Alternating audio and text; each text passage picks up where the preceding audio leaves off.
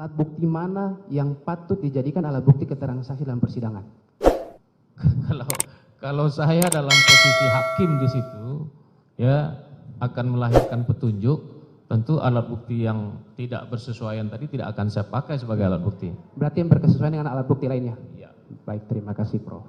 Selanjutnya, tadi saya sangat setuju dengan ahli mengatakan bahwa dalam perkembangan pemidanaan ada perkembangan dari awalnya retributif, utilitarian, bahkan sekarang sudah perkembangannya ke restoratif dan rehabilitatif.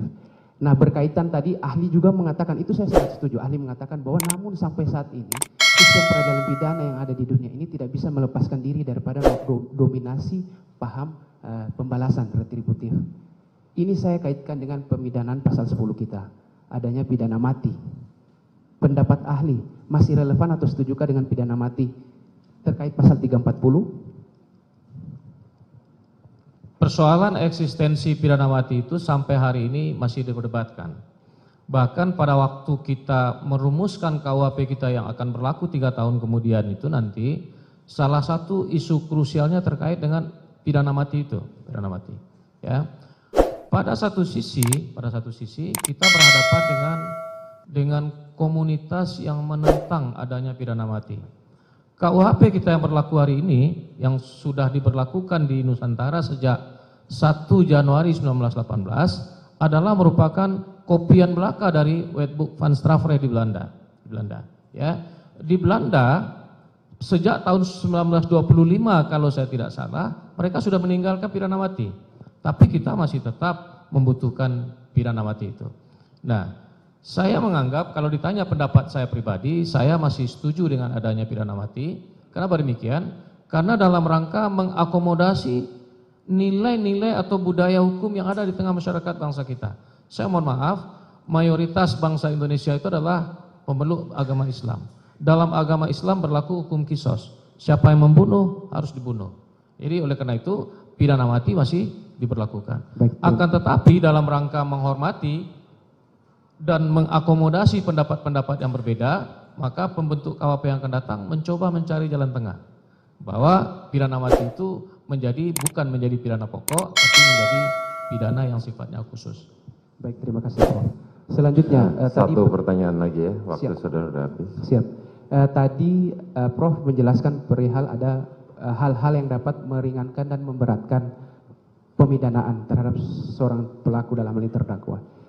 Saya minta pandangan ahli, apakah beda antara pelaku delik jika dilakukan oleh seorang masyarakat biasa dibandingkan dengan seseorang dalam hal ini memiliki profesi sebagai penegak hukum, itu lebih berat mana untuk dijatuhi pemidanaan tersebut? Apakah orang awam atau masyarakat biasa atau pelakunya penegak hukum, mana yang harus lebih berat?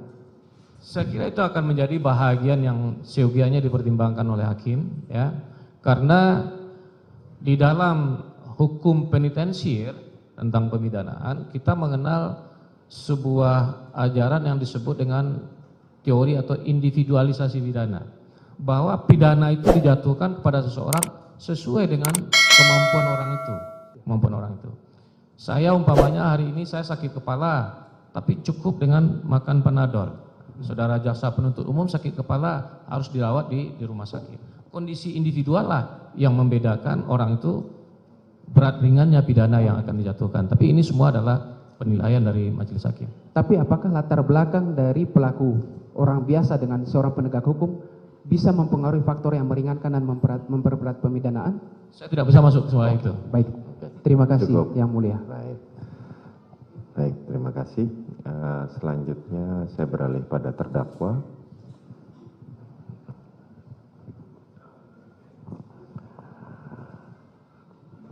Baik, saudara terdakwa Ferdi Sambo, bagaimana tanggapan saudara atas keterangan saksi ini? Apakah benar semua, salah semua, atau tidak tahu menahu? Benar semua, saya ucapkan terima kasih kepada ahli untuk keterangan kesaksian hari ini. Demikian Yang Mulia. Terima kasih.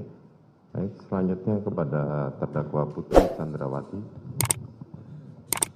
Mohon izin Yang Mulia, saya tidak ada tanggapan. Terima kasih. Terima kasih. Baik, demikian terima kasih saudara ahli telah hadir di sini untuk memberikan keterangan saudara. Saudara boleh meninggalkan ruangan.